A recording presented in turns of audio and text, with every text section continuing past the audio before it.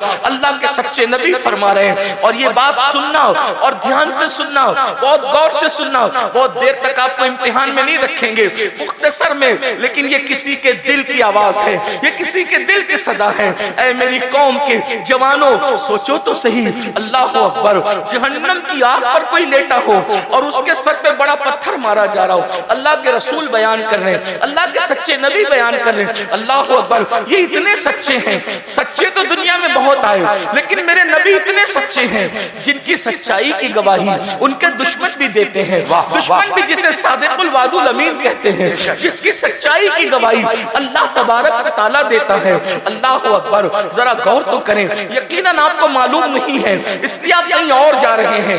अकबर, मेरे आका सच्चे नबी सादिक व मसदूक फरमाते हैं, एक शख्स लेटा हुआ है और उसके सर पे बड़ा सा पत्थर मारा जा रहा है और वो पत्थर लुढ़क कर दूर जाता है।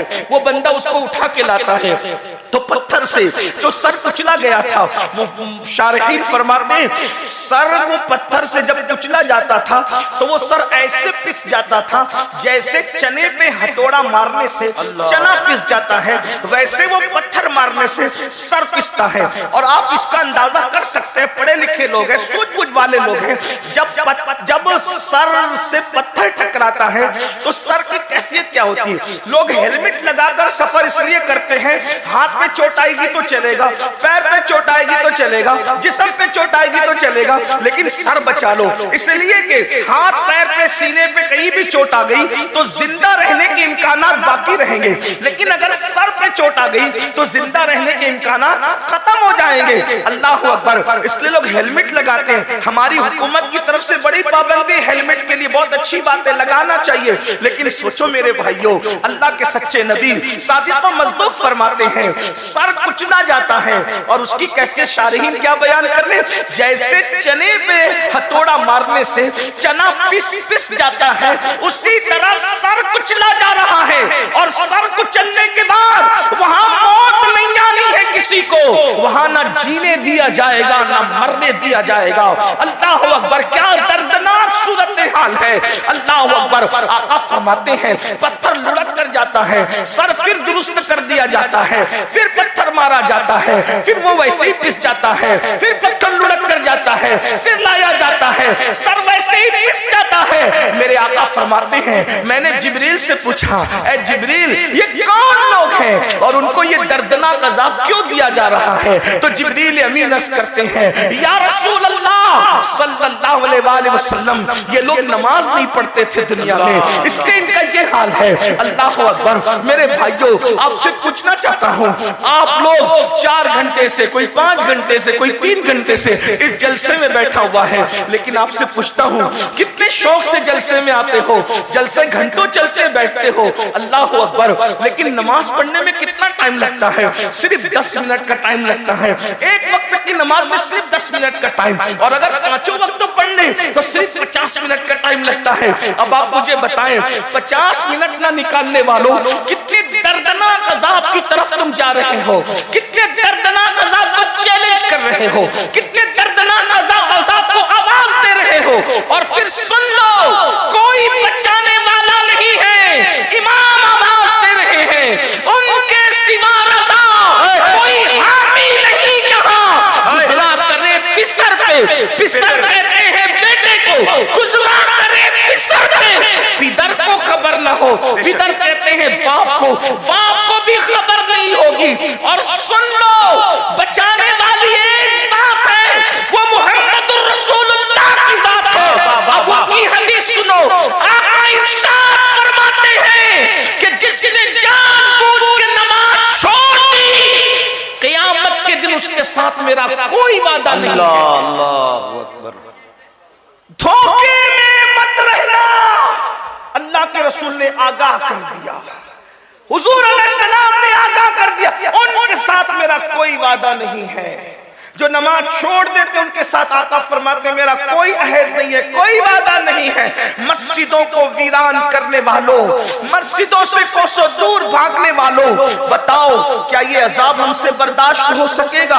क्या ये अजाब हम बर्दाश्त कर सकेंगे? नहीं नहीं, हरगिज़ नहीं। अपनी जवानी पर रहम खा लो, अपनी हड्डी चमड़े पे रहम खा लो, अपने आप पे रहम कर लो।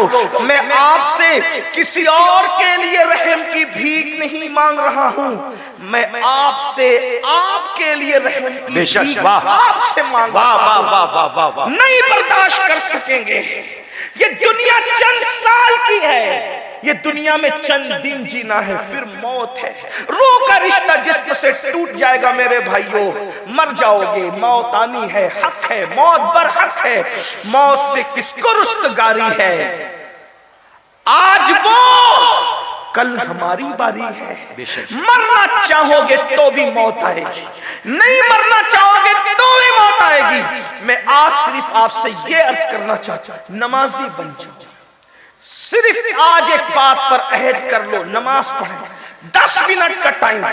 भाइयों पान भी खाओ ना, पान तो पान खाने में भी 10 मिनट से ज्यादा का टाइम लगता है।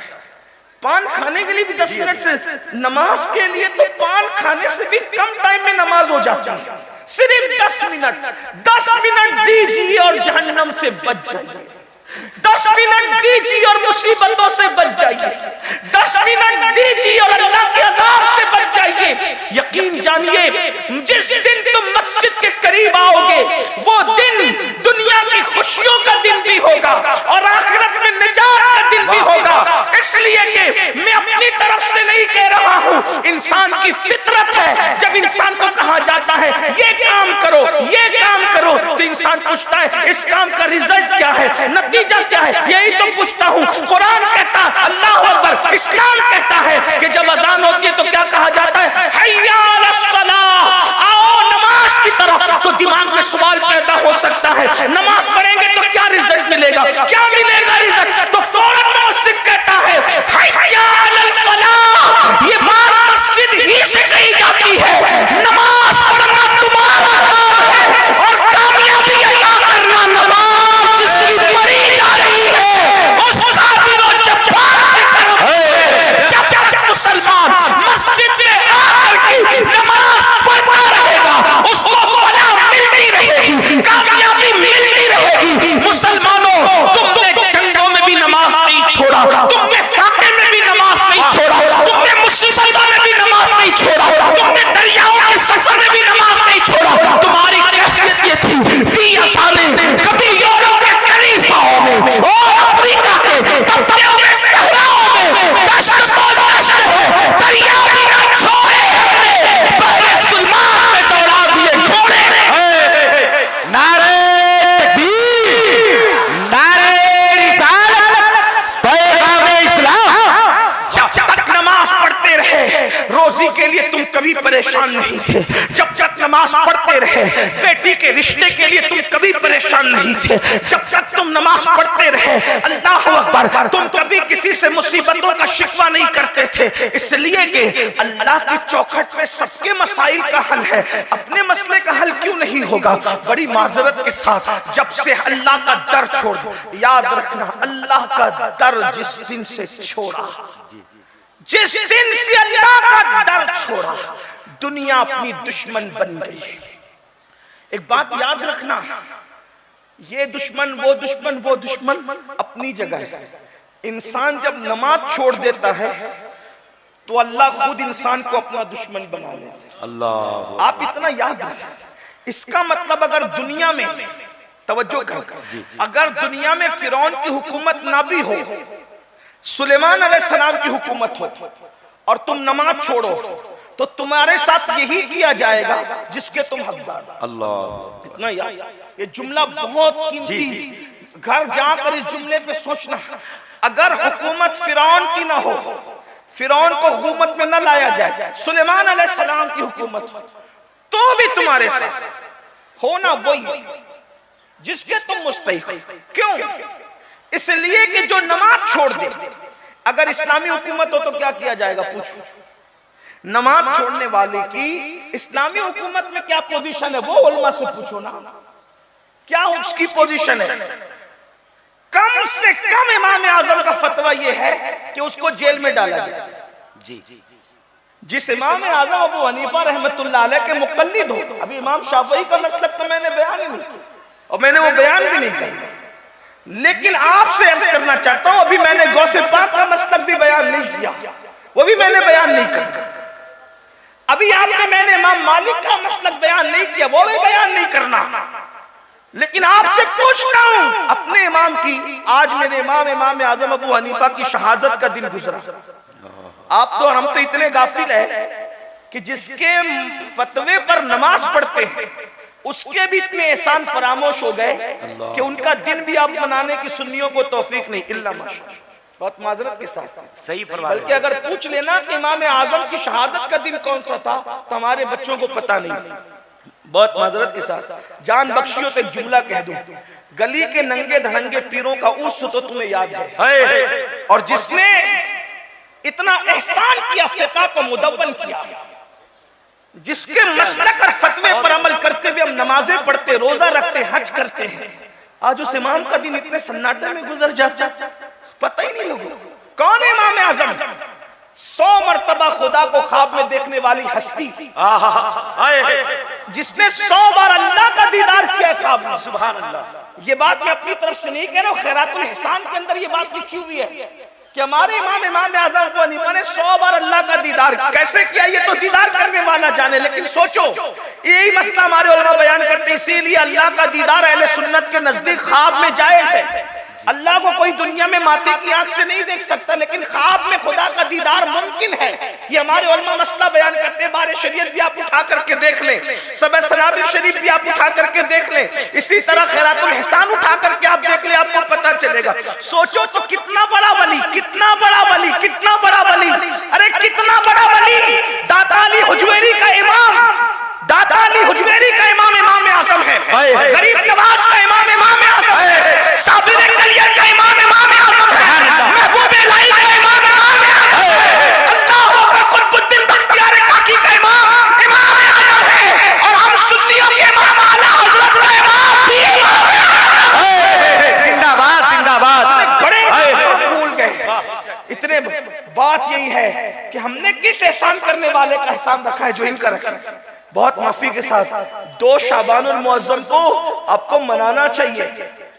इमाम आजम अबू हनीफा रहमतुल्लाह ताला अलैह का दिन मनाना चाहिए। ये वो इमाम है कि जिनके मजार पर इमाम शाफई जाया करते थे, और इमाम शाफई कहते हैं जब मसला हल नहीं होता तो मैं इमाम आजम के मजार पे जाकर के उनके मसलक और फतवे के मुताबिक नमाज पढ़ता हूँ, और उनकी रूह से इस्तिमदाद तलब करता हूँ, मदद तलब करता हूँ, उनके वसीले से दुआ करता हूँ। अल्लाह रब्बुल इज्जत इमाम आजम के सदक़े में मेरा वो मसला मुझ पे हल। सुभान अल्लाह, सुभान अल्लाह। जिसके मजार पर इमाम आजम के इमाम शाफई जैसे लोग जाए। मेरे भाइयों, कौन है इमाम?